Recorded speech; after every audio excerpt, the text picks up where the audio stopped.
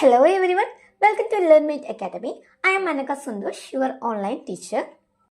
നമ്മൾ ഇന്ന് ഈ വീഡിയോയിലൂടെ ഡിസ്കസ് ചെയ്യാനായിട്ട് പോകുന്നത് +1 +2 എല്ലാ സ്റ്റുഡൻസിൻ്റെയും ഡൗട്ടാണ്. CE മാർക്ക് എപ്പോഴാണ് അപ്ലോഡ് ചെയ്യുക, എന്തൊക്കെയാണ് CE മാർക്കിൽ കൺസിഡർ ചെയ്യുക, ഇട്ട് കഴിഞ്ഞായിരുന്നു ഇനി എൻ്റെ മാർക്ക് കുറയ്ക്കുമോ, ഞാൻ അറ്റൻഡൻസ് വളരെ കുറവാണ്, അപ്പം ഇങ്ങനെ ഒരുപാട് ഡൗട്ട് ഉണ്ട്. അപ്പോൾ അതിനൊക്കെയുള്ള എക്സ്പ്ലനേഷൻ വീഡിയോ ആണ് നമ്മുടെ ഇന്നത്തേത്. സോ നമുക്ക് വീഡിയോയിലോട്ട് പോവാം.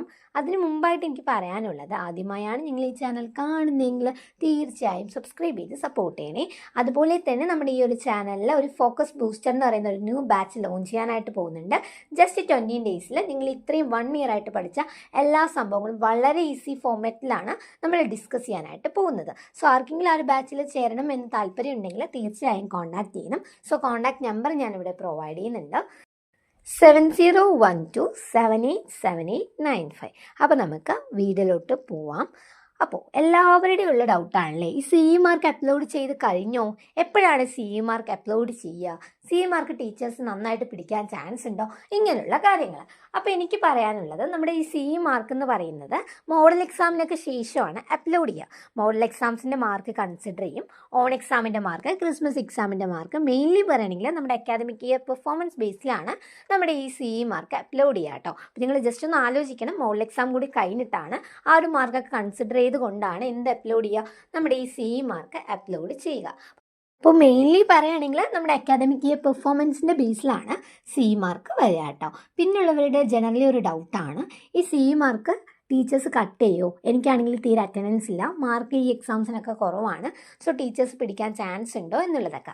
ഓൾമോസ്റ്റ് എല്ലാ സ്കൂളിലെ ടീച്ചേഴ്സും ആ ഒരു സ്കൂൾ കുറച്ചുകൂടി ബെസ്റ്റ് ആവണം, ബെറ്റർ റിസൾട്ട് ഉണ്ടാവണം എന്ന് പറഞ്ഞിട്ട് ടീച്ചേഴ്സ് മാക്സിമം നല്ല മാർക്കായിരിക്കും നിങ്ങൾക്ക് തരുന്നുണ്ടാവുക.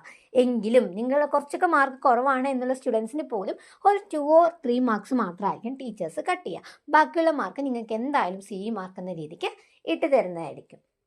നമ്മുടെ +2കാരുടെ CE മാർക്ക് അപ്ലോഡ് ചെയ്തതിന് ശേഷമാണ് +1 സ്റ്റുഡൻസിൻ്റെ മാർക്ക് അപ്ലോഡ് ചെയ്യുക. അപ്പോൾ ഓരോ ടീച്ചേഴ്സും സബ്ജക്റ്റ് വൈസ് ആണ് ഈ ഒരു CE മാർക്ക് അപ്ലോഡ് ചെയ്യുക. അപ്പോൾ ഇതിന് മെയിനായിട്ട് 20 മാർക്സ് ആണ് നമുക്ക് CE എന്ന് പറഞ്ഞിട്ട് കിട്ടുന്നത്.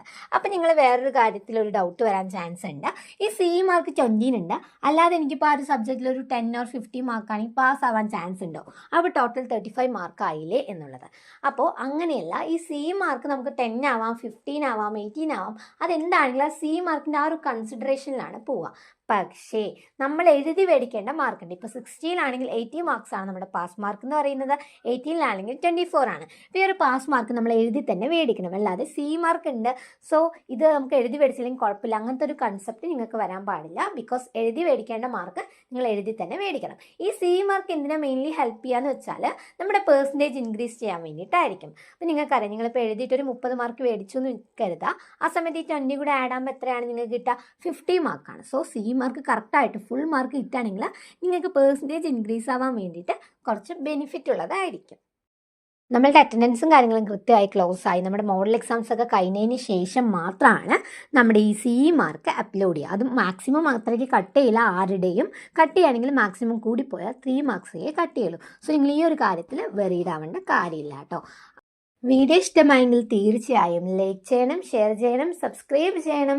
അടുത്തൊരു വീഡിയോയുമായി നമുക്ക് വീണ്ടും കാണാം.